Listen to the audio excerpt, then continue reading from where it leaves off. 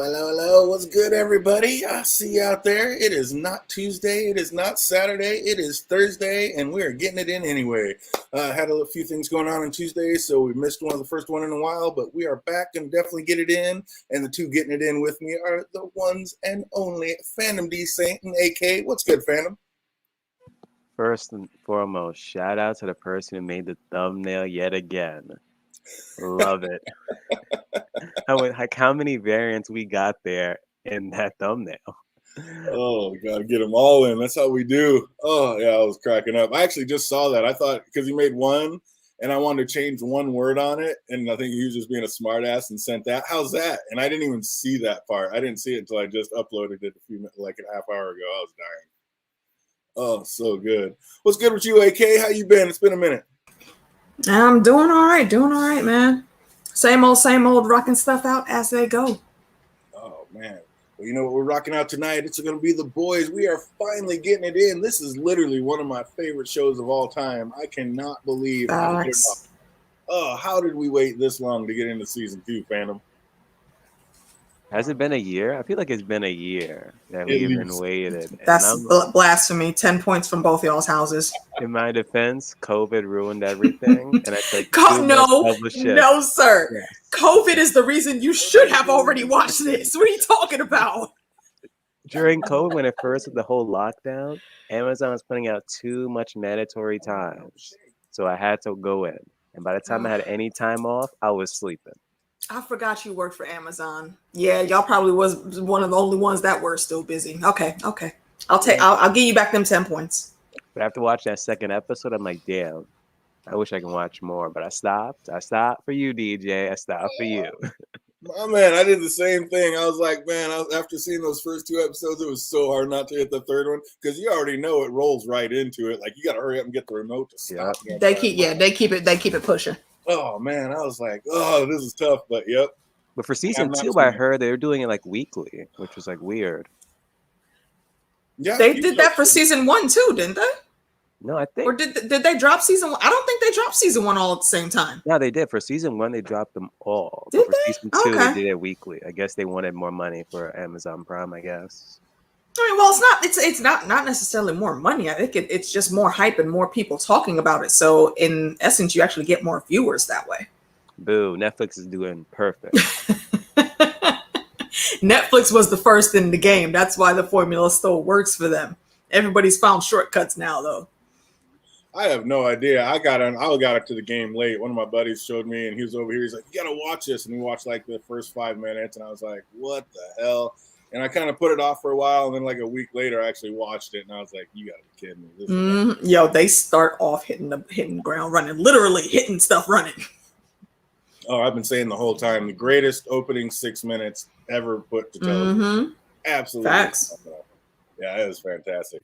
But yeah, it's not easy. I just watched the first 2 episodes as well, and man, I wanted to get in that third one, but I was like, nope, no spoilers. Like when I'm talking about it, I want to be guessing and not knowing yet. So I'm gonna be going 2 by 2, doing it right. But man, it ain't easy. I'll tell you that. Oh, this week is awesome. We started off The Boys season 2, episode 1. Episode 1 is called The Ride, and we opened season 2 on the infamous 82nd floor. And Edgar was meeting with military heads to work out the details of Soups entering the military. And I get how it looks good on paper, but once the Soups are in, like, who would ever even be able to take them out if needed, Phantom? I've been asking myself that for the past 2 episodes, even the previous season. Like, the only person you have to worry about is Homelander. If you can take out Homelander, you're good. And then here we are seeing pretty much Black Noir just soloing the terrorists by himself. And I'm like, maybe it's Black Noir, right? Could be our actual only hope. And I'm getting your Funko Pop, man. Yeah, I see it. Man, it's like, yeah, I don't know. It's like all of them would be tough. Like, look at Starlight even trying to battle A-Train, like how that turned out. Like, he's got skills, and you saw what he did to Popclaw, so... I don't know. Once the Soups are in the military, will basically run the country, won't they, AK? Kind of. It really depends on how the powers go out. That's the only thing I think they can't control is who will get what powers. They can experiment and try to tweak the formula, but they can't specifically say how someone's going to come out. That's why they monitored Homelander so much when he was a kid. Absolutely. So it's gonna be hard. It's gonna be hard to defeat him, though. Absolutely. Once the soups are in, I mean, who's going to tell about what? I mean, the generals. Exactly. Why would you want them in the military, right? That's the thing. That's why they tried to fight that. Ugh. But on that's just scary. I mean, if you got bulletproof people that can just walk in and keep another bunch of people alive, I mean, that doesn't seem like such a bad thing either. Until you remember what Captain America said. Well, no, not Captain America. I'm sorry. He was talking to Captain America. What Vision said. Their very existence breeds conflict. So you got these big guns over here. Somebody else is going to figure out how to get bigger guns. And then someone else is going to figure out how to get bigger guns. And the problem just escalates. That's true, especially when you got Homelander just hooking people up. Mm-hmm.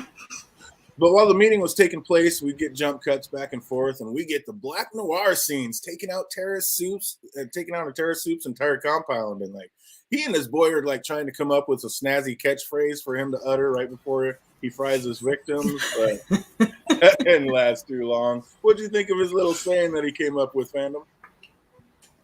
It didn't even matter because he's dead now. They didn't put up a challenge. It's like they kind of like hyped up his terrorist ass in the finale of season 1, or it was like the second to last episode. And then they just pretty much killed him off that first episode in. And I'm like, are all these super soup terrorists even going to be a challenge at all? Is my question for the second season. Right now, it doesn't look like they're putting up much of a fight. And I was kind of worried about our man Black Noir out there by himself, but he looked like he could handle it no problem. I was like, what all does this man superpowers entail? Like, he can do basically a face-to-face, like, nuclear blast and just walk through it? Like, how strong is this man, AK? He is very strong. How much do y'all know about the show? Not at all. Neither. Okay, y'all didn't. I know you didn't go past episode 2. Have you read the comic books or seen any information about them? No, we don't read. Okay, then okay. All I'll say is just keep your eye on Black Noir. There you go. He thinks our soup terrorist thinks he got his line down, but only gets to utter it once before Black Noir just takes his head. I guess he really does have. At least he got to say it once. At least. He thought for a hot second he was going to be the thing, and he fucked around and found out that wasn't going to happen. Oh, man. I was super impressed because, like I said, we just don't know that much about Black Noir. They haven't given us very much of him. And the way he pulled off this extremely dangerous mission single-handedly, I was like, my man definitely got some skills. And then we see, like, he's just as twisted as Homelander, basically. Like, as he tried to make that kid smile before leaving, I was like, wait a minute, you're holding a severed head. You're trying to get this kid to smile? Like, how twisted was that, fandom? Twisted? He doesn't have any, social skills, like, whatsoever. Like, what is that, man? You have a severed head approaching a kid. I wonder if was that kid even, like, the terrorist's son? That's my question. More than likely. Yeah, it's like how many people, like, he slit that one woman's throat and got her blood in that cup. Like, was she evil? Casualties of war. And how evil, like, who's calling these soup terrorists? Like, I mean, we see what happens a little bit later with Komiko's brother. Like, he's like, these people are fighting for the injustices. Like, it was bad that they took us, but they almost had to. It seemed like that was their only option to have something to battle these superheroes. Hence what I just said. They were looking for a way to get bigger guns, and they had to turn to grabbing this kid who clearly has Stockholm syndrome. They're both in that same trauma, but she got out and she got the proper help to, unwind, a deprogram, I believe is what they call it, for her. She's in that process. Her brother is all the way brainwashed and sold into it, though, so he can't see that he is actually on the side of the bad guys anymore. Completely opposite. It's nuts. And remember what you just said there, 1-1. But Black Noir is like Homelander. Oh yeah, he's psycho. We can already put a pin in that. Homelander's giving a speech in a memorial for Black Noir, and I mean actually for Translucent. And the deceased Translucent, he just spit out the Black Noir, saying that he was out there doing the dangerous mission, getting everybody pumped on it. And he's obviously so full of shit. Like, do you think the people realize like how full of shit he is, and it's just an act, or are they really buying into that, fandom? Oh, they're buying into it. And I was dying seeing that translucent coffin on the stage. I'm like, really? You could have put a regular coffin, but you're gonna literally put in a translucent coffin? Come on now. Oh, the devil in the details. You already know. And they made it look like it was actually a body sitting in it. I mean, they could at least have the tux. Yeah, that was fantastic. Like I said, the details of this show are amazing. Absolutely. Some people gripe about not enough like fighting and action, but I absolutely love the way they're putting this show out and portraying it. Mm-hmm. So we find out our girl Starlight's got some pipes as she sings the tribute to Translucent. And I was like, get it, girl. I didn't know you could sing. That was actually her. That wasn't no voiceover. About to ask. I was like, is that her singing or not? Yeah, that was her. That was awesome. And then we also see the Dead's not doing so well. Like he sees more like every day that he's being phased out of the 7, and it hurts. Like everybody hurts. You really feel bad for him? He deserves it. He deserved everything he get. Oh, I'm with you, but it does get to a point later where I'm like, all right, at least they're starting to make his scenes fun again. I can't wait to start talking about that because that was amazing. I'm sorry. The new member of the team comes through and the first thing you do is pull your drawers out. Nah, man. he deserved everything he get. Oh, absolutely. Absolutely. There's no feeling sorry for him ever. I like how the bartender threatens him by like saying he's going to call TMZ. It's like, you must be used to this. That was fantastic. Mm-hmm. And after the tribute, Homelander and Starlight work the red carpet, and Starlight seems to have figured out her place in the group. Like she even seems to be getting along okay with Homelander. Again, is this just like a show for the cameras, or are they actually getting along better these days, fandom? When they hold hands, I was like, wait a minute, are they a forced couple now or something? That would have been a step too far. A step too far. But is this just all because that's what Homelander does? Just fakes it in front of the cameras, and like now she's starting to get just as good at it as he is, AK? That's exactly what it is. She is playing a part. You know, she came in as the naive little girl, but she's not that naive little girl no more. She sees the game and she is playing it. And she's doing what she can to play it and not die, because that's the options when you're playing with Homelander. Oh man, I'm telling you, that is as dangerous a game as it gets. Mm-hmm. And Starlight walks the red carpet. We see Huey's in the exact opposite situation. Like I like the montage showing her in her luxurious high rise while Huey's slumming it down in some dirty dungeon. Poor Huey. I love the way they're shooting it. And he's still so naive. That's what kills me about it all the way through. It's like, when are you going to wake up? Like Starlight's finally starting to wake up. Why are you still so naive? Like, catch up with the game, my man.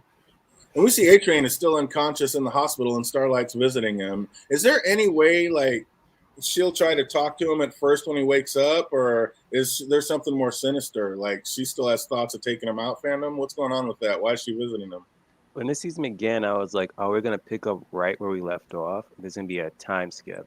And it was literally a time skip because you still see, like, she's still in the 7. There was, like, no questioning it. Because we all were questioning, like, okay, if she helped out Huey and gang, where there are no cameras, the security guards who got knocked out do not remember her attacking them. Does, wow, I literally forgot. A-Train, does he, like, tell? But he was literally in a coma.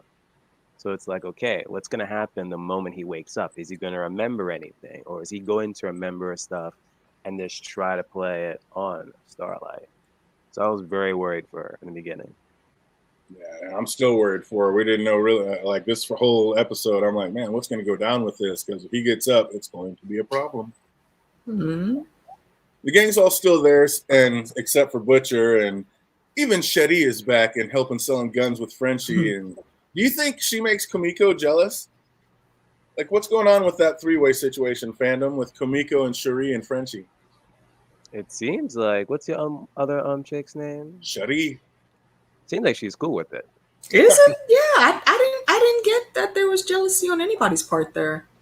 Not at all. Unless maybe I just wasn't seeing it. Shirley, she just know how to move.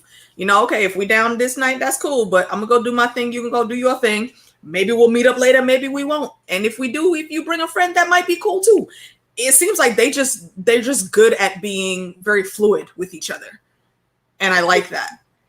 Absolutely, kind of like an open relationship thing. Just you do me, but you. Yeah. When I need you to hold me down, you hold me down. You better come home.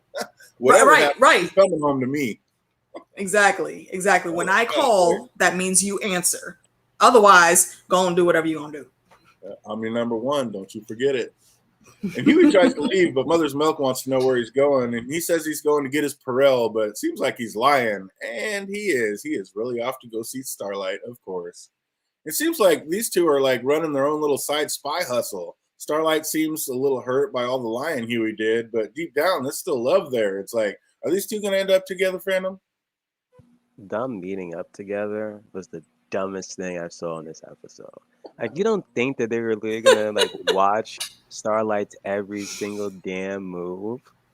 Like, come on now. And he was like, "Oh, did you break the SIM card?" He was like, "Did you break the SIM card?" Like, oh my god. Because that'll do it. Oh man, is it worth this dangerous game they're playing, AK? I mean, this is playing with people's lives at this point. It is playing with people's lives, but you know what? Their lives have been played with too. So sometimes you don't want to be in the game, but you have to be if you're going to get a favorable outcome. You can't leave it to chance. You got to put your hand in the ring too. And that's what they're doing. I mean, they're, like I said, Huey's a bit naive. Starlight gets it a little bit more, and she can do more because she has the powers to do so.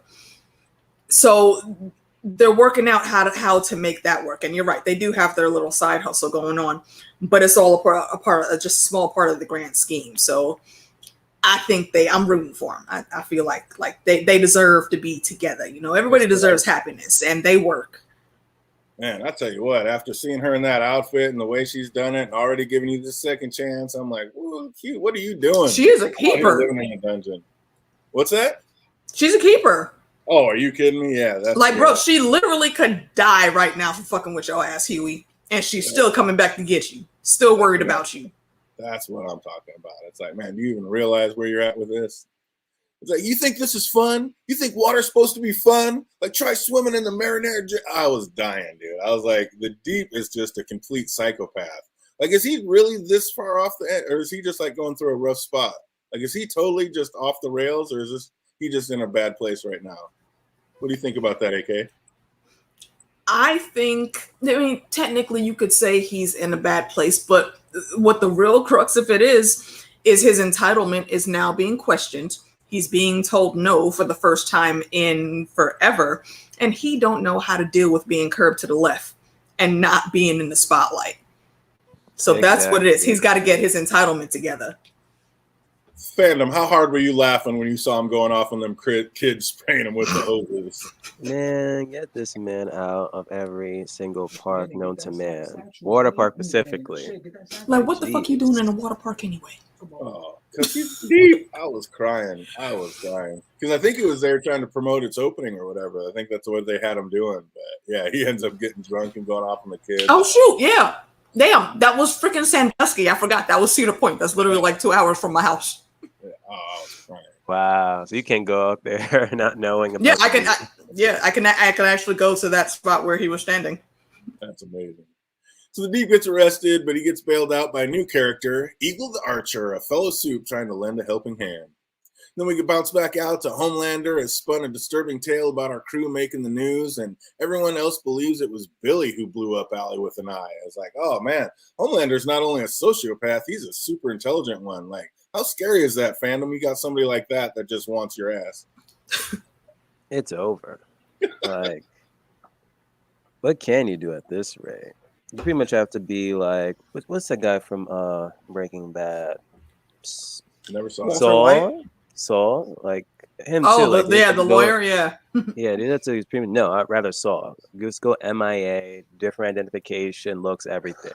At that point, before they find you, then it's over. Because even when like Huey was like leaving the hideout, like he had to make sure he had like a hood on or something, because literally as he walked out, someone would just flew by, and it's like, wait a minute, was that Homeland or was that just another Soup? Right, exactly. Are they even really safe in the hideout though? Because Homelander can see through walls. If he really went searching, he could find them. And seemingly he can hear for like miles. We're going to talk about that a little bit later too. But like, how supersonic is this man's hearing? And if so, like, there is literally just no height. It's just not happening. So yeah, that's crazy. So after seeing the news, Mother's Milk and Frenchie are ready to hit the road, but Huey, of all people, wants to stay and fight. Like, is Huey finally just found his calling in life, AK? No, Hugh is just still a very confused young man. He feels like he has a just cause, and this is his naivety coming in. He feels like he has a just cause, and he has to fight the good fight until it's over. And Frenchie and Mother's Milk are like, bruh, it's over. And he's like, no, we have to keep going. Blah, blah, blah, blah. I'm like, oh gosh, honey, stop, please. Sit down, please. Like, this ain't happening. It looks like Homelander's taking Madeline's death tougher than expected. Like, he's even down to drinking her last bottles of breast milk to remember. It's like, how creepy was that, Phantom? One, I wouldn't blame him, because even I would be tempted to try it. But two, he was already sipping on it. That was his alcohol. Exactly. Like, how long has that been in that refrigerator to begin with? And he still drank it. Like, come on, man. Well, it's probably only been, what, a few days, a week at the most? Yeah, it's only been a couple days, but still, yeah, that's nasty. But it was like more than a couple of days, though, from the whole death thing and the whole transition from whole Citizen Starlight to them being wanted. How long has... They said it was less than a week. Yeah, it's not been longer than a week. Milk keeps for at least 2 weeks. Then weren't they talking about that when they were replacing the soups? How long it's been? Like, oh, already. And from how the like frosty air was coming off of it, that fridge was probably at a lower temperature than normal to make sure the milk stayed as fresh as it could be. What was the day that she put that milk in there, though? Probably too long. It was the only one, so it couldn't. Yeah, it couldn't have been too long because it was the last one in there. It's probably that last one we saw her pumping. Mm-hmm. And then all of a sudden he's like, "You're leaking." Like, I still kind of halfway think we're gonna find out that her baby is Homelander's. Like, I don't. Have we ever heard about who the father of that thing is? No. No, I don't believe it's Homelander's. I don't think the father is ever stated, but I'm pretty sure it's not Homelander's if my memory's serving correctly. That's coming in season 3. I mean, I could be misremembering though. We'll see. I could be misremembering. And I'm surprised that the baby is still alive. Like, he didn't. Yeah, because Homelander do not care. He cared about something because they found that baby a couple miles away just chilling. So nobody knows how it got there.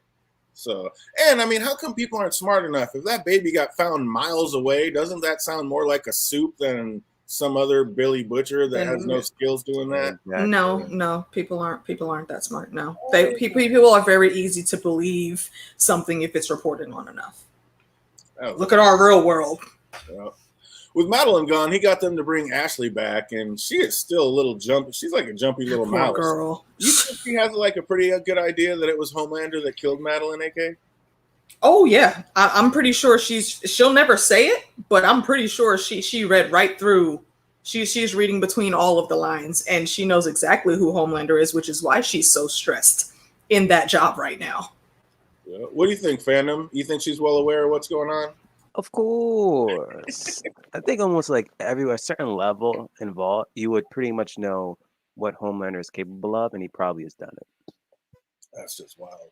And the way Homelander can just snap moods and go into like fake cheese mode on a dime, I mean, it is just creepy. And he and Ashley walk down to meet the new suit that Ash picked out, and we find out he's differently abled. And she said he'll pull through the roof with millennials. But Homelander wasn't having it. He busted the guy's eardrums with blood spewing all over the floor, just yelling at Ashley for trying to put a cripple into the 7. I was like, Jesus. Like, my guy, see, and this is where Homelander always fails, I think. It's actually looking at the business sense of things, not just the actions of being in the 7. You have to clock how your social numbers are doing. If you lose those numbers, that's paychecks that are losing zeros. And you can't have that going against the bottom line. But he gets schooled on that later. Oh, man. Yeah, he does. And that's just wild. Like, oh, how are you going to bust this poor little man? Like, he came up and did all this, like, and you're taking away the one thing that makes him like, that is just super ruthless. Oh, man. we see that Homelander is done taking orders, or so he thinks, and he tells Ashley that he'll be picking the new heroes, and he'll also be making his own itinerary from now on. I'm like, I'm not so sure that's going to work out like he wants, fandom. What do you think? The whole itinerary thing, yeah, that probably could work, but him picking like the new soups, not gonna happen. No, he thinks he's bigger than he really is. And Starlight's out on maneuvers to get some photos to blackmail an old friend. And how twisted was that chop porn he was doing? Like people paying to lop off body parts. When he said for another 1,000, I'll let you chop my dick off, I was done. I was out right then. Do you see how happy that dude was? He was like, "Oh, where's the nearest ATM?" It was like I know people are twisted out here. I know, but holy crap! I was done. I was out. That was so just nasty. It was so funny, like staying in the dungeon, a bunch of gangsters, and Mother's Milk is sitting there making a dollhouse for his daughter. Like that's kind of cute and hilarious at the same time. I was like, Mother's Milk has the biggest heart ever. He really for the like the huge muscle burly dude that can cuss you out in one hot second. Let his daughter walk in the room. He will be the softest puppy you've ever met in your life. Just instantly melted. Yeah, we could see it. And a gang member comes down screaming and bloody with his arm just shattered, and our boys want answers. Like they decide to head out to see what happened for themselves, and they find a boat completely out of the water and in the middle of the road. Like this is apparently what broke the gangbanger's arms. It's like, man, I'd be on high alert right then and there. I'm like, wait a minute, this ain't normal. And they're just walking around like, what else happened around here? I was like, wouldn't your head be on a swivel, AK? A whole ass flying boat. And that wasn't no small boat either. Oh. That was a hefty piece of machinery that looked like it just got smashed and smushed into the pavement. Exactly. The way how they describe I don't want to see what does that. That does not look like a boat at all. Would you be so willing to just keep walking around, or would you not be a little more on high alert after seeing that, fandom? I don't even know what I would do after that. I'm like, it's time to go home. It's like, okay, I see everything I need to see. I'm out. It's like, you already know you're in a bad spot. If this guy can do this to that, like, what are you going to do? And then he goes to Mother's Milk trying to get his arm fixed. I'm like, dude, there's nothing in there that can get that out. Like, y'all want Mother's Milk to perform magic. This dirty ass dungeon. We ain't got nothing down here. Come on. And in the rubble, Kimoko found an origami bird, and it made her smile. Like, did you guys get that connection at first? Fandom, did you know what she was talking about, or who that was at first? Like, what made her smile? It was the second episode when she wrote down girl and boy, and I was like, oh shoot. That's when we started putting the pieces together. Before then, I was like, who's this? What's the origami thing? Yeah, I'll put two and two together. And then I figured that out right away. Oh, you were in on it? I think it was the origami thing when I first watched it. I was like, oh, she, at the very least, she knows who it is. And then when I saw her keep trying to tell him boy, girl, it's like, okay, that has to be her brother. There's nothing else it could have been. Oh, man. Oh, what's up, James Morgan? I see you out there. Good to see you. Good to see you. Oh, fun to hear reactions while sipping Glen Alky 10, cast strength back 6. There you go, man. I'm still waiting to find a cast strength. It is impossible to find a Glen Alky out there. Enjoy it, man. I know you are. That sounds amazing. Oh, but we get back in and we see our boys are staying.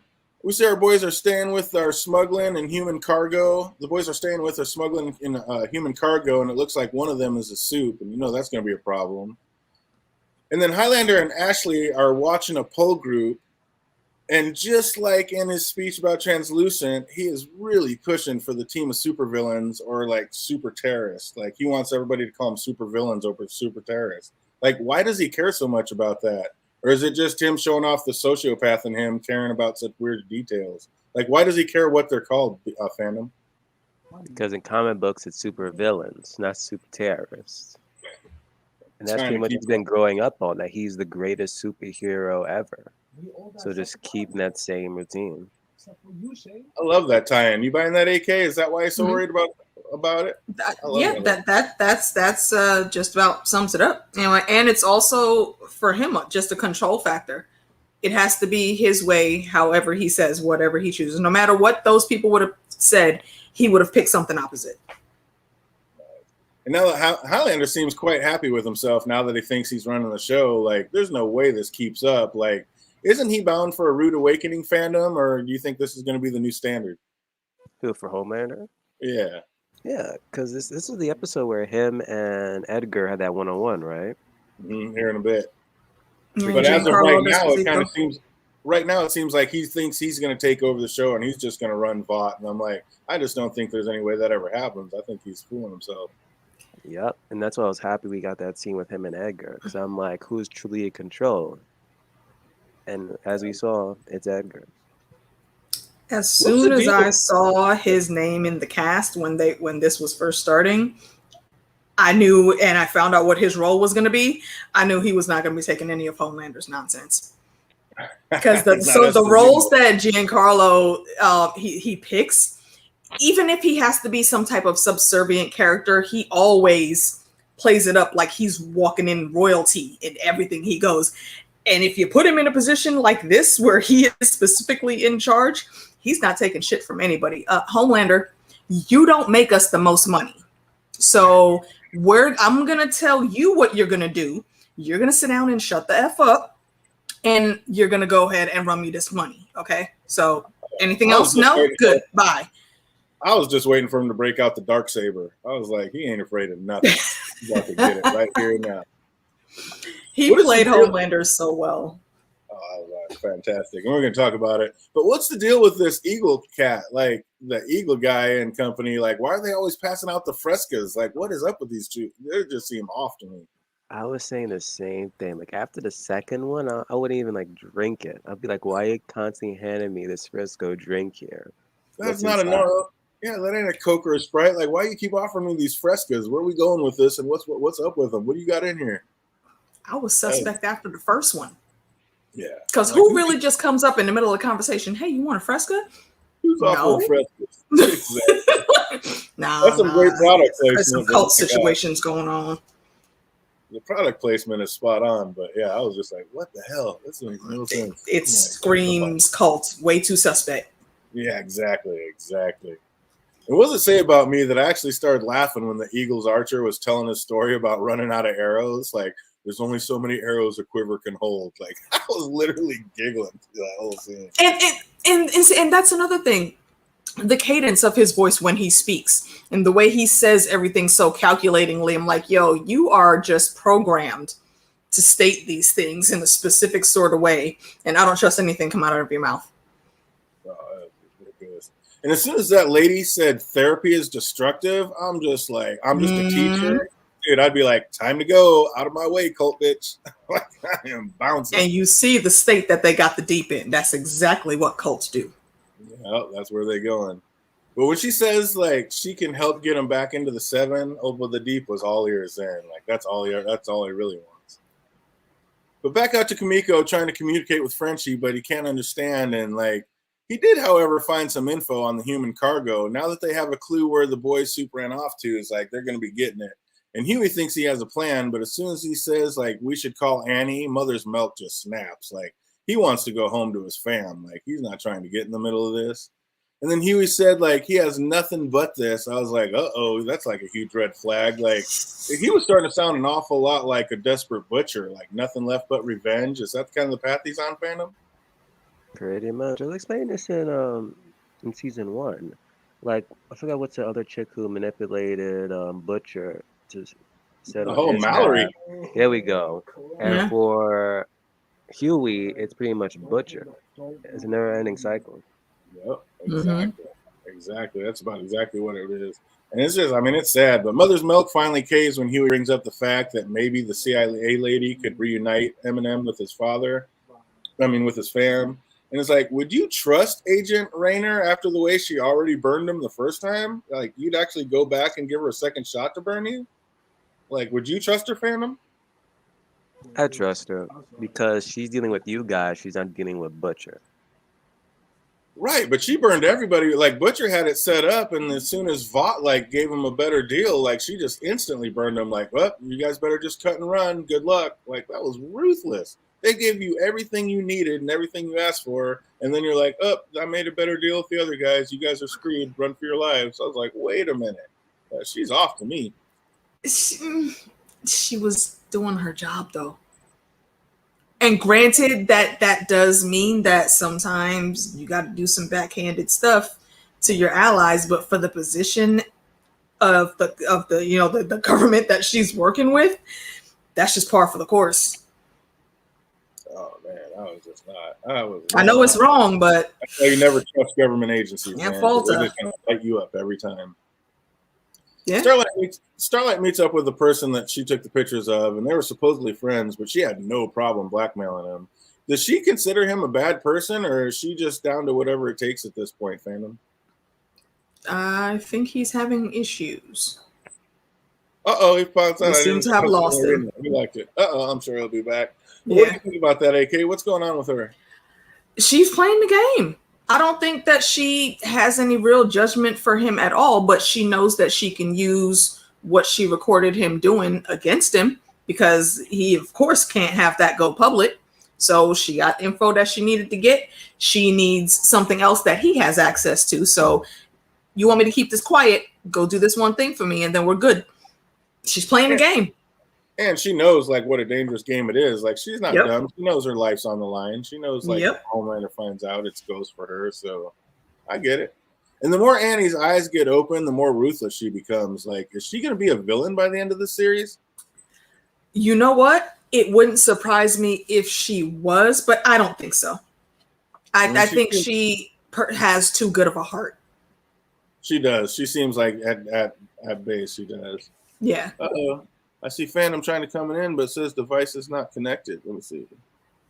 No, sounds like tech issues. They will need to connect their mic cam before you can add them to the stream. So Phantom, if you hear us on the other side, it says that you will need to connect your mic cam before I can add you to the stream. Right now it's saying device is not connected and it's not letting me click you back in. So sounds like you got something going on with your mic, bro. Oh, nothing worse than technical. The joys of technology. Oh man, it's such a bummer. I'm the worst. I don't know how to fix anything. I just say it don't work. Somebody fix this. We bounce out to Homelander and Queen Maeve shooting a promo vid about entering the military forces, and they get interrupted by a new suit, Stormfront. Little did they know that she's now in the 7 as Translucent's replacement, and Homelander is none too pleased about this. This is gonna be a problem, isn't it? This is more of Giancarlo showing Homelander, bitch, you ain't in charge, bruh. I choose who goes on the 7, not you. And and Stormfront, she's a smart ass, but she hella suspect because she comes in a little too brass. Yeah, if that makes sense. So that automatically has me side eyeing her. Even the way that she came in, she's like, "Oh, I came in by what's his name? The head guy in charge of everything." So exactly, she's purposely antagonistic in everything she does, and that's what already gave me red flags when I first saw her. Absolutely, yeah. She is strong as shit, though. I'll give her that. Mother's Milk had a point about Huey asking Starlight for help. Like, she may already be screwed when A-Train wakes up. Like, and he's right. Like, if Homelander finds out, he's gonna incinerate her. So again, like, I think Huey is just being just ignorantly naive about this. It's just crushing. Very. See, and that is why Starlight is moving the way she's moving. Like dealing with her friend. She knew she had to get that hardcore evidence on the backdrop to even make this guy do something for her. So she got that proof. And when she gets whatever from that lab, that she knows that she has to hold on to that to even further get to the next place in line on their agenda. So she's playing the game and moving as smart as she can. Huey's naive ass is just trying to go in guns blazing and hoping everything goes right. You can't move like that. Absolutely ridiculous. Absolutely ridiculous. What's up, Peter Griffin? I see you out there. Homelander should be PO'd. He should have some say in the new members. Absolutely. I mean, is he the captain of the team or not? Like, if he's in charge, he's in charge. Okay, but he makes decision by even more, by further crippling someone that's already crippled. Nah, bro, you do not get to go through the resumes after that. He's a terrible leader. He's just the strongest. Horrible leader. He's a terrible leader. So the crew decide to meet up with Agent Raynor, and the first thing she asks is if they know where Butcher is. And then Huey asks if Mother Milk can see his kid, and Agent Raynor's like, let's see if this checks out, and then we'll see what I can do. I was like, that is BS. She owes these people after all they've done for her, and she just told them to cut bait like that. Like, I'd be like, no, you don't need to check nothing. Just put me in contact with my kid. Like, I'd have been livid with this woman. I'm saying she has her orders to follow too. I mean, you think that betrayal just came from her? I don't see it that way. I mean, yes, of course, it's still a betrayal, but she got the call from the higher ups that actually are making the decisions, and she has to follow whatever new twist in the plan that they give her. She just happens to be the face that we know, so everybody's gonna be mad at her. Yeah, it makes sense. But my God. And that was wild how she went from her nose bleeding to her head exploding. Like, how did that happen? Did Bot write something in her drinks or her food? Like, low levels of plastique that just build up over time? Or did they just demand to wallow her ass? I'm not going to comment because I can't. Because I can't speak on it without even dropping what it is. Just keep watching and paying attention to it because I want to see if y'all figure out what's going on. Oh, that's awesome. We got our man fandom back. What's up? How do you like? Did she just Amanda Waller her ass and sneak like implants into her head? Like, how did Rainer? What happened with the Rainer? How did her head blow up like that? That was the craziest part in the entire episode. It was like how I dropped, she dropped. It was crazy, and it's possible that because if Homelander could hear like a certain like miles away, it's possible he just heard the conversation and just like freaking just threw a pebble and boom, it was over. Who knows? There you go. Could be something like that. It's just great. But I do like the Amanda Waller thing. It's like someone was just listening in, and the moment she said the wrong thing, done. Okay. Only thing I will say, it's much cooler than that. Right. All right. Would you be like just keep your eyes open? After that happened, fandom, would you be like her, Huey, and worried about your head exploding next? Of course. It's like if she dies, it's like, are we next? And they were easily able to just like, run into their car and go, which I was puzzled by that. I'm like, they killed her because she said something which she wasn't supposed to say. Oh, that was just wild. Mm-hmm. Homelander decides it's time to pay a visit to the 82nd floor and see Mr. Edgar, and I didn't know American was a language. Like, what was up with that long dead stare Mr. Edgar gave Highlander right before he told him that story? I was like, that was wild. He's putting him in his place. I don't know. Get used to the stare, man. You didn't see that stare in Mandalorian? He does have it, dude. He's got that look. And Mr. Edgar stood right in Homelander's face and told him what was what. Like, it's almost as if he has no fear of him. Does he have an ace up his sleeve that we don't know about? Like, does Edgar have some superpowers of his own, fandom?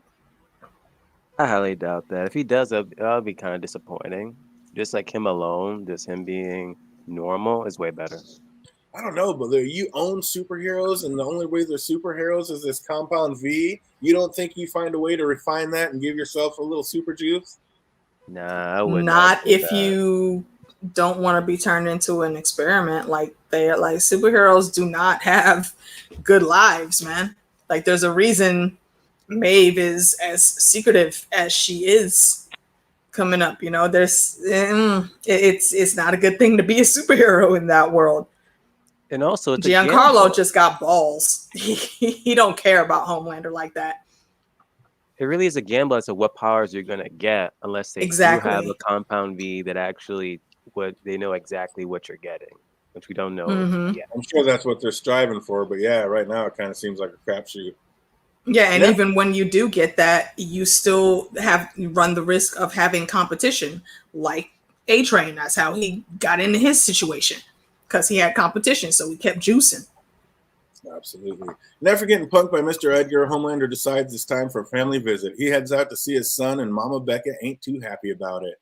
And it was funny when, like, Huey was realizing that Vought just took out the head of the CIA, and Mother's Milk was all, yep, and now we're all in the middle of that, too. You happy, motherfucker? I was like, oh, Mother's Milk. He called it right.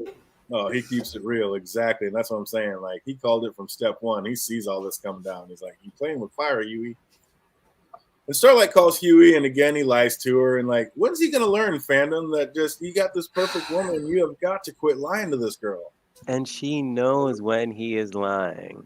And I'm pretty sure he should know that she knows. So just be honest. Say, like, yo, I want you to put a pause on this because of what literally just happened. Granted, you might be worried, but at least she's, aware of the situation. But nope, he's going to keep lying, bro. Oh, man. I like how Frenchie calls him Petite Huey. It looks like Frenchie called Butcher, but he said the stakes are too high and this isn't a game anymore. I'm sorry, Petite Huey. That guy is just killing me. Such a perfect name for him, too. And Huey looked so bummed when Butcher came back. Like, did he really think he was going to step up and run this crew, AK?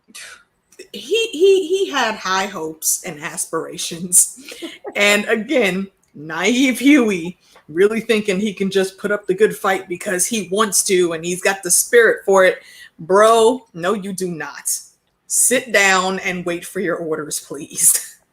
Oh, man. Either way, Daddy's home and season 2 is off and up and running. And I'm excited as hell. I was absolutely loving it. It was fantastic. What did you think of that first episode, Phantom? It was glorious. That's a good way just to start it off, set the tone for your first season. Not first season, second episode. I can't even talk. Second season, first episode. There we go. I'm enjoying it. Oh, man, it's fantastic. Peter Griffin says Huey would be the worst poker player of all time. I think The you're spot worst. on with that. Absolutely. Oh, were you just loving the start of season 2, AK? Oh, absolutely. Absolutely. Season 1 started us off with a hell of a ride. Season 2 picked up right where they left off, came back punching even harder. I'm all in. Oh, man. And then it just rolls right in. I mean, they don't even give you a chance to breathe. They just start the second episode, and it was called Proper Preparation and Planning. And I was like, oh, we're just going. Episode 2 opened up with Billy waking up in a parking lot, not having any idea where he was or how he got there. And how unsettling would that be, fandom? Just not knowing where you are and that Homelander now owns you? If Homelander owns me at this point, it's like, all right, this is the phone. You can reach me. You know where I live. Let's just keep rolling. Let's just get it. Like, why even hide anymore? Because there's no hiding from you. But that would just be unsettling as hell. And as he walks into this Tony Cicero's restaurant to get some answers, he quickly writes down what he does remember. That's pretty smart. And he sees he's now even higher on the wanted list for allegedly killing Allie with an eye. Madeline Stillwell's dead, and Homelander is a cunning bastard the way he fucking planned all this down. I was just like, damn, not only is he a psychopath, but he's intelligent. Just how scary is this man, AK? He's scurry. He's scurry. There's a lot. There's as graphic as this is, there's so much more that goes on with him in the comics. It gets worse, is all I can say. And things are gonna get worse because Homelander is a freaking psychopath and he don't know how to take no for an answer. That's gonna be a problem. So Kamiko has come a long way in teaching herself English, but Frenchie still can't connect the dots. Like, is he putting in enough effort trying to understand this girl? It seems like she's trying to tell him something important, but seems like he's halfway blowing her off, Phantom. What was the question? It seems like Frenchie's not putting in nearly enough effort trying to realize what Kamiko is trying to communicate. Like, she's been teaching her English and how to spell, and she's really trying to teach him something. He's like, I do not understand, but I don't know. After all the effort of trying to get to connect with her, now all of a sudden he seems like he's just kind of, I don't know, not putting enough effort to see what she's trying to tell him. He's really the most wanted man in America right now. He's got other exactly. He's stressed. He's a little stressed. Oh, that makes sense. Butcher's just being himself, a dickhead, but Huey can't let it go. Like, Billy calls him out and gets in Huey's face, and who else are they going to follow? Like, again, doesn't Butcher, like, sadly have the right of it? Every decision Huey's made up till now has been turned to absolute dog shit, AK. What's up with this guy? He's right. He is absolutely right. Huey does not know how to play the game. I mean, you can argue that Starlight came into the game a little more naive than Huey did, and you don't see her still trying to make these mistakes. Right. She stepped up to the plate. Huey need to step his game up. That's what I'm talking about. This is just really, it's too late in the game to be this naive still. It's like, come on. So then we bounce out to Homelander playing catch with his newfound son. And why did he feel the need to lie to him and make up those old family stories about his dad, Phantom? Were they lies? Well, yeah, because he came back and told his kid later that they were lies. He said he never had a family or a mom and a dad. Tragic. I didn't cut on to that honestly when I was watching it. You know, he came back later and he's like, oh, I lied to you about that. But it's like, that's what I'm saying. It's like, dude, if you're that powerful and you don't have to answer anybody, why are you worried about lying to a little kid? That didn't make up. But after missing a catch, Homelander's had enough. He tells his boy to just use his powers, and the kid's like, what powers? And Homelander just pitches the ball about a mile into the sky. Like, isn't there a good chance that ball's going to fall back to Earth and kill somebody before hitting the ground, AK? It's possible it could kill somebody on the way up right now. It'll shoot right through a plane, blow off a wing or a propeller. I mean, and then kill more people on its way back down. Like, Homelander doesn't think. Even in those small situations, he does not think about what the consequences are because he feels like he's not accountable to anyone. Exactly. So he doesn't care. He wants his kid to be as reckless and carefree as he is. Exactly. What's weird is that he says that he doesn't have powers, yet in the finale, didn't we see him have like freaking heat vision through his eyes? So it's like, what do you thought that was? He hasn't used them yet. Because he's not growing up in the lab like Homelander, and I think that's why Homelander made up that whole lie to tell him, because he wanted it to seem like, you know, it was all warm and fuzzy.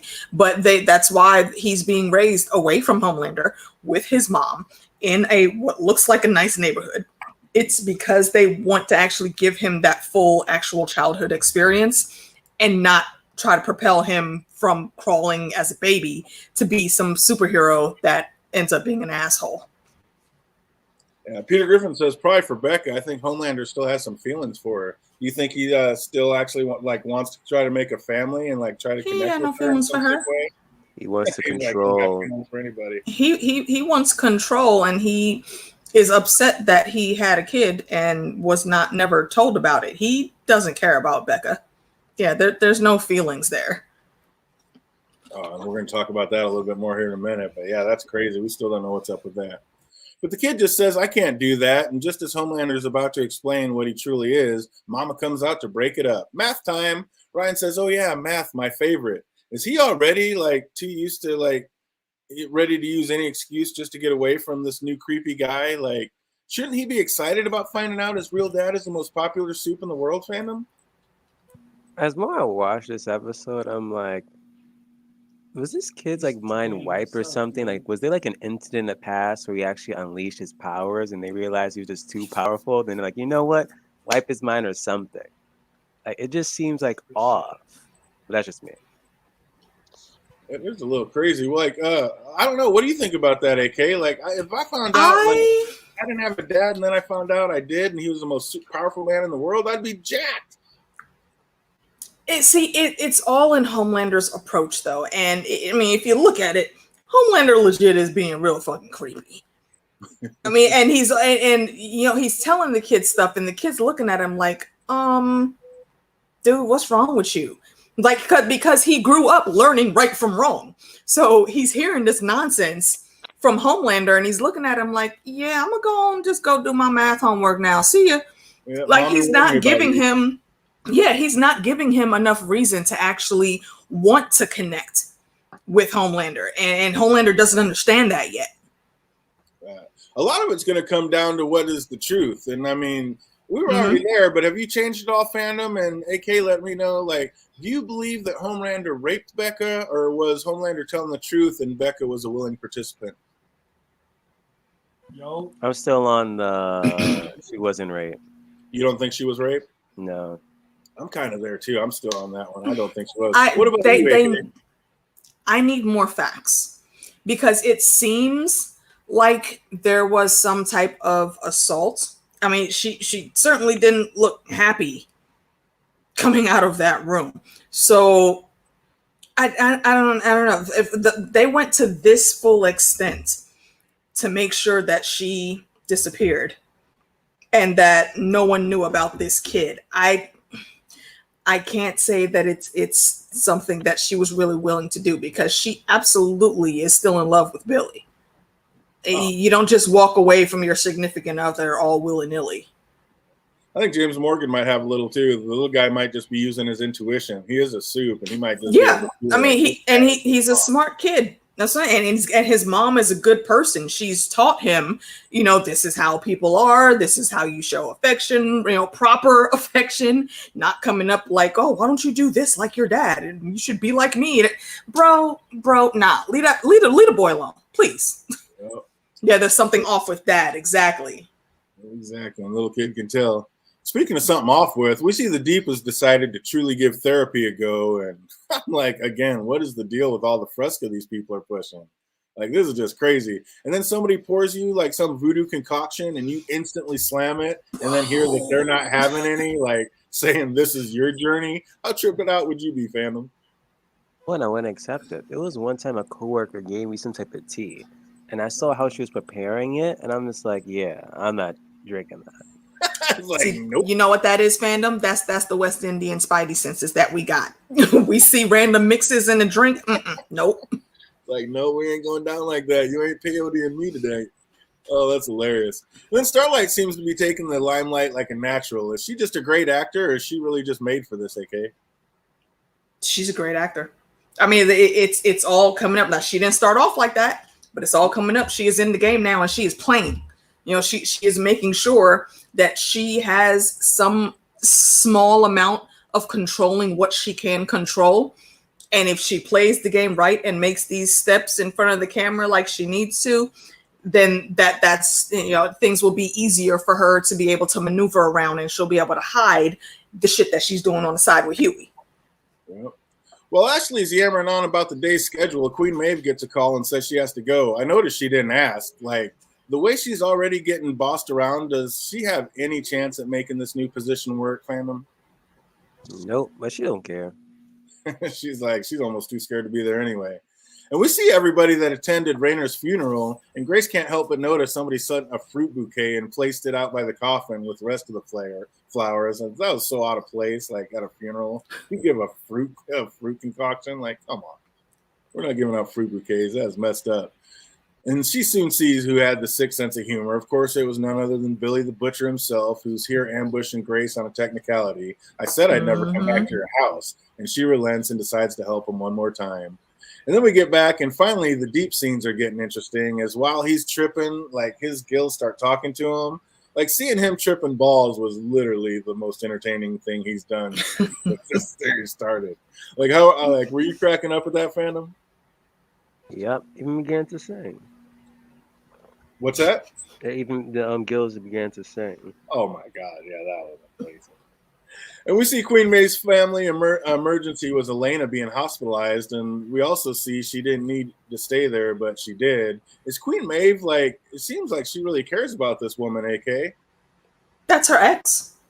Mm-hmm. Yeah, they were together for a while, and you know, we learned from, you know, it didn't end well. They were amicable, it seemed, but it didn't end well. I mean, there's reasons for that, though, and you could tell Maeve is very jaded on how she sees the world, and you know, when you find out things that she's had to witness and had to deal with, you understand exactly why she has the attitude that she does, and I can't blame her.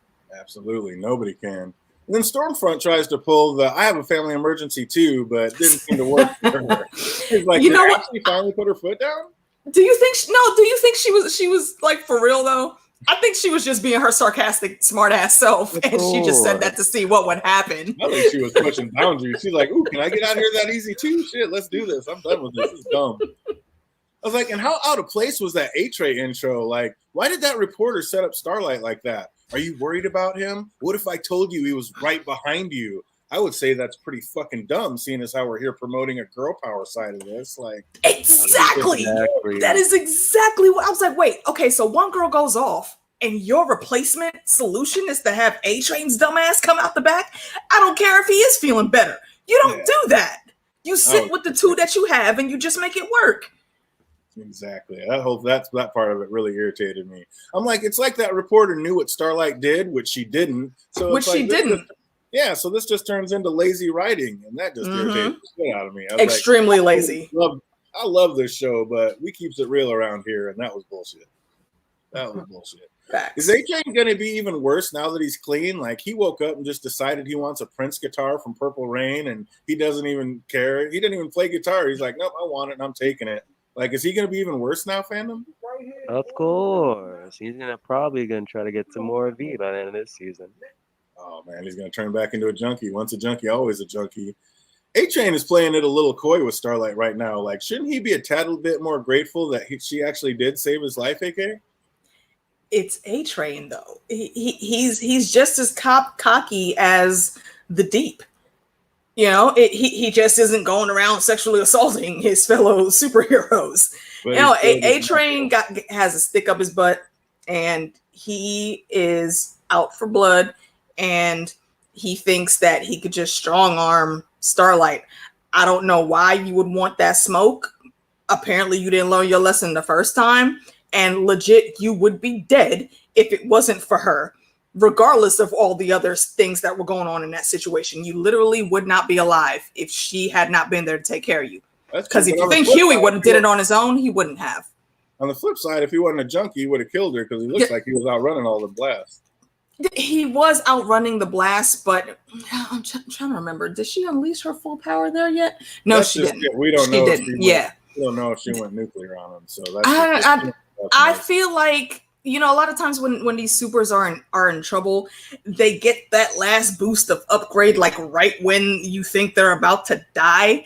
I feel like her body would kick into gear if that was going to be the case. But either way, she beat him, and he's alive now because he was able to get to a hospital because she called in people to come get him. So I feel like you need to step lightly, my guy, and stop trying to be such a douche all the time. So then Billy returns from his meeting with Mallory, and he tells the crew all they have to do is get that new suit terrorist, and she'll get the CIA to wipe their records clean. I was like, that sounds a little easier said than done. But I like how Billy shoves it in Huey's face, like how lucky they all are that he showed back up. Like, it's true. He seems to be the one with all the connections. Like, without Billy, this crew isn't a crew, and they are up Schitt's Creek, it seems like. Like, where would they be without Billy, fandom? Pretty much dead. Because every single plan they've been doing before he returned, which is going downhill. Yeah, they'd be done. And the Deep seems to be settling into his drug-induced trip. Like, his gills start telling him he deserves to be loved, and this seems to be exactly what he needed to hear. But like you said earlier, when the gills started singing "You Are So Beautiful" and bad karaoke, I was dying. I was like, what? Oh, goodness. Wasn't that, what's his name that narrates the 80s show? Who was what? Who did the voice for his gills? I have no idea who that voice was. I'll have to look it up. That was amazing. But yeah, it's just ridiculous. It was great. And then Starlight tries to bond with Stormfront, but Stormy doesn't trust her. Like, she says she used to be a fan, but now look at her. Like, she's the vaughtiest vaught in all the vaught. Like, she couldn't have said anything meaner if she tried. Could she, fandom? Yep. But as you keep on saying that, you can pretty much play both sides to it. And I'm just questioning, like, can we even trust you? Because of all people to get you in the 7 was Edgar. Right? That's exactly what I was going to say. It's like, how do we know we can trust her? Like, they're trying to flip the script and get us thinking one way. It's like, I instantly like, wait a minute. Can we trust you? Where'd you come from? And one thing going Starlight's way is Gecko finally did find a way to steal her a sample of the Compound V. And A-Train almost caught her, but we see Starlight's got some smooth sleight of hand skills. And like, what would have happened if Starlight screamed like, "What are you doing?" when A-Train was all feeling around in her boots? She could have thrown him under the bus the same way she did the Deep, and the problem wouldn't have been solved, wouldn't it? Like, anything she said after that would have just looked like retribution. Like, couldn't she have just screamed and sent him up that way, AK? It's highly possible. I honestly was waiting for her to pull that in, because if she really wanted to, as messed up as it would have seemed, you're a random ass black dude whose life she saved, and now you over here, you know, touching all on her legs and shit, and she didn't give you permission to really do that. She could say anything in that narrative if she wanted to, and it would have played out exactly the way you think it would have played out. Exactly. And they got cameras and crews around there who are probably taking like little B drops and have her on film anyway. So yeah, I'm saying, like A-Train again, that's that cocky bullshit that that's the lens he sees the world through. He's not thinking straight. Yeah. So Becca drops off Ryan, then hauls ass to some facility in the middle of nowhere to talk to a Dr. Park, and Becca is terrified, and rightly so. Like, but shouldn't she have been smarter about this visit? Like, first she threatens to take Ryan and run, like that's ever going to be an option. Then she immediately asks for help and wants to be moved. I was like, how are you going to threaten that man and then ask for his help in the next sentence? Like, that's not how shit works. I was like, that whole scene was just crazy. But how disheartening would that be, like, knowing that the ones who are supposed to be hiding you are basically just pulling an Agent Raynor and now telling you to just go home and deal with it? Like, I mean, what? How do you deal with that, AK? You don't deal with it very well, which is why she's still so shaken up when she does get back on the road and gets back home. And she knows that she can't make Homelander do anything, but she is a mother and she loves her son. So she steps up to him anyways and says, yo, look, I'm trying to take care of my baby boy and I need you to leave and get the fuck out of my house. Right. And she has all rights to say that. Does she though? Like, what's her problem? Like, it's Homelander's kid. Why is she? You know who Homelander is. You know why. Right. I'm saying I do, but I mean, maybe she does. And again, this goes back to was she a willing participant or not. But like I said, like, why shouldn't he be involved in the raising of this kid? Unless, of course, we find out that he actually did rape her. I'm feeling more and more like he did, but we already see that he's an amazing liar. Most sociopaths are, but if he didn't, like, most people want the dad involved with the kid. So unless she knows like how evil he really is. I think she very much knows, and that's why she has a problem with him being there. And that's the visceral reaction of him being there is what really seals the deal that I think it was assault and she was not a willing participant. Or he's just being there, just a walking reminder that she fucked up. Yeah, and we threw everything away. It could be. So then back at the hospital, and Elena gets mad, and she's seeing nothing has changed with her and Maeve's relationship, and Maeve can't take Elena hating her anymore, so she finally comes clean, and I wanted to kick in my screen when Elena was like, why are you telling me this now? Because you wouldn't take a fucking hint, you pushy bitch. I was like, like, first of all, can you not yell at my girl, okay? Clearly, there is something very heavy on her shoulders, and she has been sitting in this room with you for hours. She offered to leave. You told her to stay. She offered to call your mom. You told her she didn't have to. So obviously, if she's staying there, it's because she still has feelings for you. And clearly you still feel a certain way for her, or you would have woke up, seen that she was there and told her, all right, cool, thank you, get the fuck out. You didn't do that. So why are we going off into this thing again? Stop it. Exactly. That's messed up. What's up, Peter Griffin? I see you out there. Welcome in. Welcome in. Highlander gives Ryan a cell phone. Highland gives Ryan a cell phone as a gift, and Ryan says he really didn't have anyone to call. And Homelander's like, well, you could call me. And again, most kids would be over the moon if they were on calling terms with the #1 superhero in the world. Like, what's this kid's problem? He sees through his bullshit. He don't want no parts of that. That look on his face said it all. Like, nah, I'm good. Oh, I was terrified. And Homelander is feeling some kind of way now that he has a son. Like, is he so clueless on how to talk to kids? Like, is his boy just straight up terrified of him? And yes. I don't know.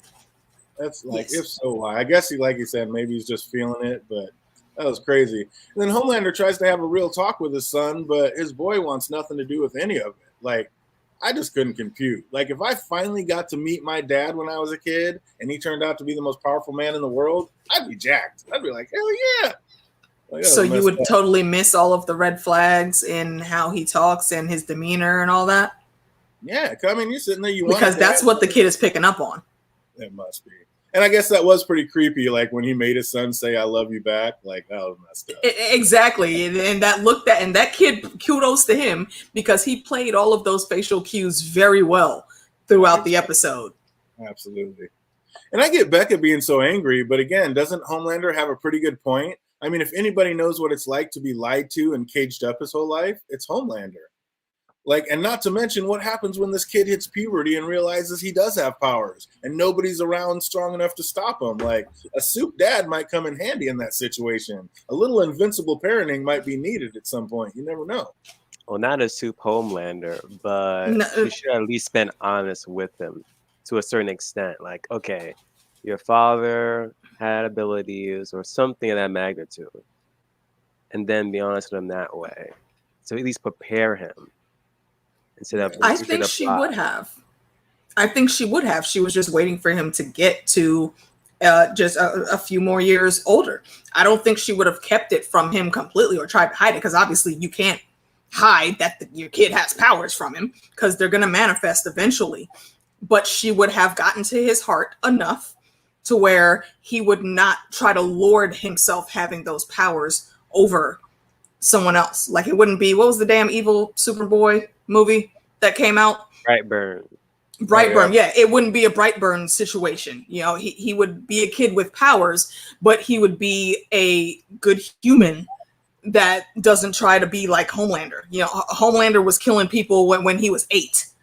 Right. Okay, so, and this kid doesn't have that. He had that full parental love and guidance. So I don't think he would have turned out like that. Maybe. I mean, he only had the mom, so we'll see, but I think Homelander's got a point. Like, how do you think this kid's going to feel when he grows up and realizes the truth and realizes you've been lying to him his whole life? And Homelander knows exactly how that feels, because that's exactly how he was raised. So I think Homelander kind of has a point. Like, nobody's going to be better at knowing what's going to happen in that situation than him, because he's already lived it. So I don't know. I was kind of the second time around, I was actually more and more on Homelander's side through all this. See, this makes me worry for you. And how supersonic is Homelander's hearing? Like, did he listen through the video set, or can he really hear that far? Because he basically repeated back what old boy said over the phone. Like, how did he know that he said that, fandom? I guess it was just a guess, honestly. If he can't really hear that far, then that's like... He said he can't hear it.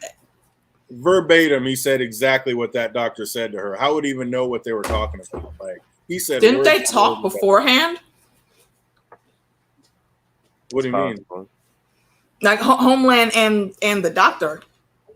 I thought they had a similar conversation. I thought the doctor had alluded to that when he was talking to her. I might be misremembering that, though. I thought he was talking about something. No, he did. Else. He did, because like after he spoke to, was it Vogabond, whatever, he spoke to Mark as well. Yeah. Because that's when Beckham. That's what I'm saying. So Homelander got that information relayed to him, I believe. Right, but when she said that, he's like, and she's like, "You're right. I'm not going to get sick for this." He knew exactly how she answered Park and what they were talking about, and used that exact wording when he answered her, like, "You're right. I'm not going to get tired and leave here." He could have flew right after that, because after that whole conversation, the camera like panned to Homeland, and Homeland looked at the camera. So he could have easily just like went to see, okay, who was spying in, and had like a conversation. Oh, you think he mobbed out there like A-Train speed and got out there and back? I don't know, man. It's almost like he had super hearing. That was just wild to me. He would have been able to move that fast to do that. I don't think he could hear them all the way out there. Yeah, that was wild. I hope they touch on that again, because that's wild. It's like, how did you know exactly what she said and how to answer that if you weren't there? Because it showed him at the home. It showed him on camera at that whole time when they were talking. Yeah, he knew that camera was there, and he stood and looked at it. Right. So I'm saying, like, they showed him on camera, so he didn't bounce out and go hear it. Like, he somehow heard exactly what they were talking about. And I'm just like, how did he do that? I hope they touch on that, because that's an answer I need to know. But the crew geared up and investigate the address that Mallory gave them, and sure enough, the Terra Soup was there. And Komiko took care of some old acquaintances along the way, and what was she trying to convey earlier about the boy is starting to make more sense. So they call up the so-called soup terrorist is none other than her brother, and they were both kidnapped and experimented on. But Billy doesn't give a fuck. The mission is to capture this kid, and he is about that action, boss. I was like, God dang.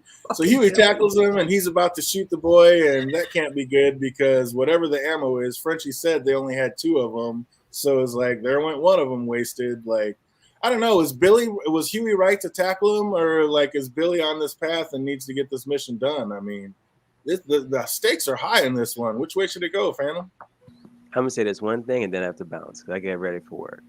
But Billy, you're wrong for that. You should not have shot him down. You should not. But I mean, he's got to shoot him because like he's trying to clear up and get everybody's lives back, and this is the only way to do it. They were right. Like they knew the female, so they should have been like, okay, let's not shoot him. Let's just try to neutralize the situation. Instead, you're gonna shoot him, and then you don't know how the female is gonna react to that as well. Exactly. Frenchie, if there was enough time, Huey got there. Hey, that's her brother. Frenchie came up, butcher. calm your shit, stop. And Billy goes to aim anyways. That was more than enough time for him to make the decision to back off. She's there. They could have talked, and she possibly could have gotten to him and gotten past that damn brainwashing that he's had at that point. But what did Billy do? He attacked, and he gave that boy reason to do what he did. And the other boys agreed with Huey, like they should not have shot him. Yeah. And in the end of the episode, she was literally giving him the stare. Like I was worried for Billy at that point. But he's lucky he didn't die. Well, we got about 5 more minutes left, but we're gonna let Phantom go. He's got to get off to work. We want to thank you. Be safe going to work, man. Thanks for making your way out, and we'll be back here on the next one. We'll get it started a little bit earlier. Easy, brother. Oh, what's up? We got Slammin', the man who makes all those thumbnails in the house. What's up? What's up? Welcome. Glad you got to finally make a live stream. What's good? What's good? So the Soup takes this opportunity to use his powers and blast the crew back, knocking Billy and Huey out. And at this point, is Huey helpful at all or just a hindrance? Huey is your little brother that you never want to take out the house with you. For every older sibling that was ever forced to take a little brother or little sister somewhere, that's freaking Huey. This whole episode, like, bro, can you just not? Can you just stop being in the way all the time? All the time. So Starlight tries to tell Stormfront that she's not what she seems, and she's just not another Vought crony. Should Starlight again be so trusting of Stormfront? Like, it sounds like she was. No, she should not. Herself. So yeah, it's like. I understand the state of mind that she's in. Like, she doesn't feel like she can go to Maeve with this, and honestly, she can't. Maeve is just not in that headspace right now. Mm-hmm. And Stormfront is being ridiculous, brassy, and belligerent in everything that she does. And while I could see how Starlight could be fooled to think that she would have an ally in Stormfront, I hope this conversation now completely dispels that, and she never tries to actually make her a friend again. No, never. Yeah, Huey means well. He's just always in the way. What's up? Always in the way. Chat. What's up, Jake? I see you out there. Yeah, that is just crazy. It's like this man is just in the way and a bother. But Stormfront said something interesting. She said that Starlight was bulletproof. Is that true? I didn't know that. I do believe so. I do believe so. Wow, that's she's bulletproof, and she to date yet we haven't quite seen how strong she is. She actually has really high levels of that Starlight thing that she does. That was the thing we talked about it with Fandom, and I was like, we don't know how powerful she is, but the way they're making it sounds like she might end up being just as powerful as Homelander. She gets up there. She gets up. I think I'll say in a fair fight. In a regular fight, Homelander is going to play dirty, so he's going to find a way to win no matter what. But in a fair fight, if it really boils down to it, I think she, at the very least, could hold her own very easily. That's amazing. Who's the greatest superhero of all time? I was not expecting to hear Pippi Longstocking. I'll tell you that. You know what? I wasn't expecting to hear that either, but if you really think about it, if you've seen those old school Pippi Longstocking movies and you've read those books, like Pippi Lightweight, she probably got several letters to Hogwarts and her dad never answered them, so she never went. But yeah, this little kid basically is magic. She finds a way to do whatever she needs to get done. And it happens. You believe that there's this invisible sticky glue that sticks on your shoes and makes you walk on walls. And it just happens on the strength of her belief. Amazing. That's a superpower. So Butcher comes to try to kick Huey out, but the crew's not really having it. And they also say Kamiko's one of them, and they need to find another way. And Huey was shocked that they were actually on his side, but that's what happens when you put your life on the line for another, right? Mm-hmm. And you can be a hard ass. You can be all the Billy Butcher that you want, but you still have to make smart decisions. And if Butcher would have handled that situation differently, then they wouldn't have had to go through what they went through and have a whole freaking pile of rubble pulled down on top of them because he wanted to be an asshole. Catch more flies with honey than vinegar. Exactly. You get more loyalty with love than you do through fear. Yep. The butcher finally tells him that he saw Becca and that she has a kid with Homelander, and he woke up to see that. What was it that knocked him back out? Like, if he was up to see that, why did he pass back out and wake back up in the Tony Cicero's parking lot? Oh, I'm pretty sure Homelander hit him. Homelander knocked him out. I mean, that's Yeah, the only thing it could be, right? That's the only thing it could be, because Homelander's not going to waste time with poisoning him or giving him anything to knock him out. He's just going to hit him and be done. Yep. Butcher says that I find the terrorist for Mallory, she finds Becca for me. That's the deal I made. So wait, did he lie again about Mother's Milk getting to reunite with his family? Like Butcher just made a deal for himself? Yeah, see, that's the thing with Butcher. Butcher really just be talking sometimes and just saying whatever he thinks he has to say at that point in time. Like Mallory was telling him, you know, when he was first trying to make the deal, she was like, you know what, I don't believe you. And she turned around and started walking away. He was like, okay, wait. Like, dude, just be real with people, especially when you need their help. You literally sitting here trying to con this woman and you need her to do anything to try to get your freedom back. Like, what is going through your brain here? Exactly. It's not. Butcher is just a whole ball of, you can't really decipher that in one sitting. I just looked down and saw Jay Cruz loved the show growing up. I was like, what show? I was like, are you talking about Pippi Longstocking? I never watched the show. I only saw the movie and I read a couple of the books. That's amazing.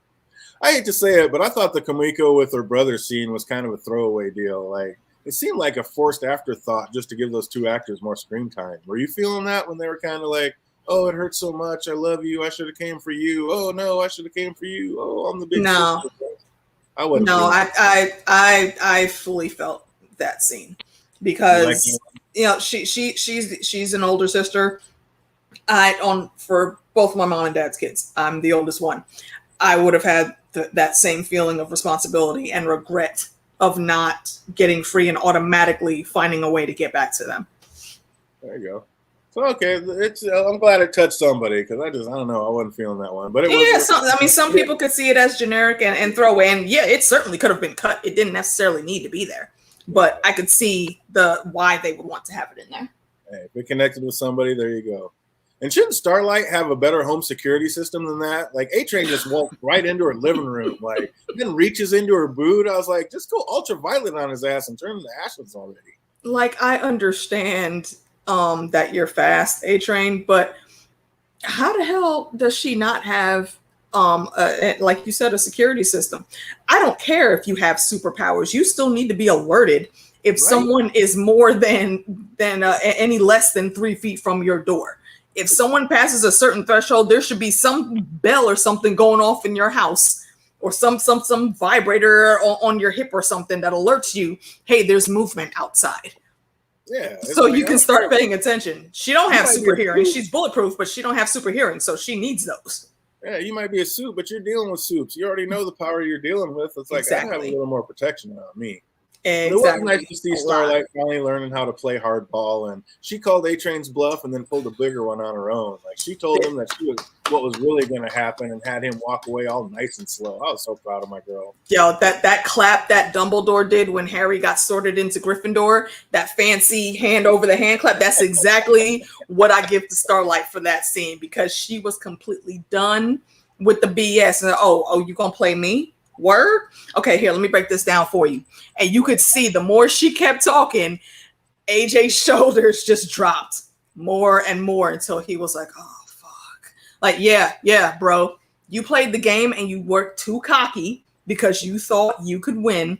And now look, you got nothing. And now you can't even go and say anything. So what you gonna do, bro? Huh? Break into my house again and see what happens. Oh, break into the house. You need them vibrator alerts, both fun and practical. My man, Ione, keep it Ione. Yep, exactly. See, this is why me and Ione vibe, man. He gets it. I get Kenji, like, hates soups and specifically Highlander, but, like, how can he side with the terrorists? Like we were talking earlier, these are the same terrorists that killed his parents. Like, they are, but they've had him since he was a child. He is proper brainwashed now. They fed him whatever they needed to in his head, even though it hurt all of that pain, even though he knows, yeah, they killed his village, But look at these assholes over here across the sea. They have been doing worse to our people. They had to do this to us so we could finally get revenge and blah, blah, blah, blah. That's what's in his head. And that's all that's in his head. They've had him since he was a child. It's not surprising. Is it the compound V that makes him act like that? Like, how is Kenji able to snap on his sister so fast and hard? Like, that was pretty Homelander-ish. Like, going from what, one end to the other? Yeah, I think maybe he doesn't have as much control over his feelings as his sister does. At least that's how I read it. He's very quick to fly off the handle, and that makes him go supernova. Like 0 to 1,000 doesn't even describe this kid. He's more like 0 to 10,000 within 1 second. Yeah, he went from being sorry he didn't come for her to throwing her ass through a building in all of like 10 minutes. I was like, all because she said, no, the people that you want to go back to are terrorists. We need to fight them, not the other way around. Yeah, he goes off on a whole thing, and she literally has to knock his ass out to get him to calm down. Yeah, that was messed up. How did the crew know exactly where Kamiko and her brother were? Like, that look she gave Butcher was priceless, but how'd they even know where they were? That's a good question. Like, I would say that maybe she called, but there's no way she could have called because she don't talk. Yeah, that was just a little too convenient plot going right there. Did she have a phone on her? Yeah, she had nothing, and she can't even speak. So what's a phone going to do? I don't know. Well, I mean, they technically have eyes around the city, and they were literally like tossing each other through buildings. So I mean, I guess maybe they might have had eyes on the ground. Maybe, I don't know. Did Butcher have a right to punch Huey in the face like that? No. I was like, that was just ruthless. If you were Huey, do you get back in the van after he does that and punches you in the face like that? Well, it's Huey, so where else is he gonna go?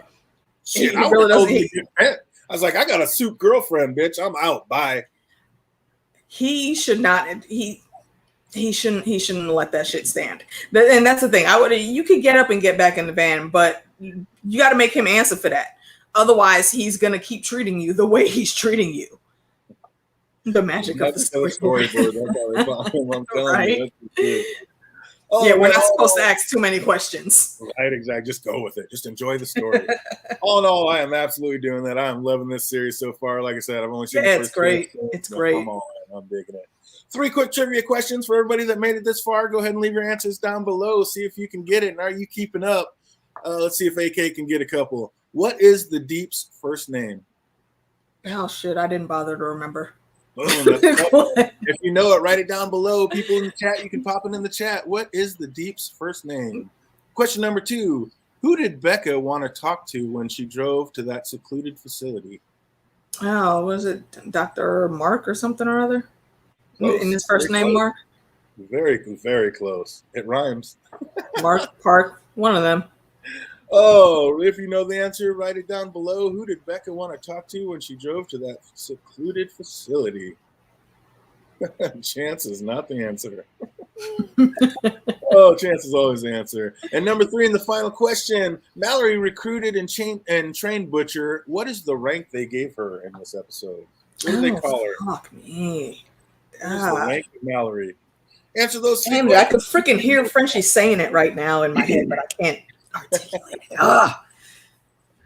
Oh, man, but absolutely, like I said, all in all, I'm absolutely loving this show and can't wait to get back and talk about it some more and watch these next 2 episodes. So we're going to be back next Tuesday. I believe it'll be Tuesday, checking that back out. So come on back.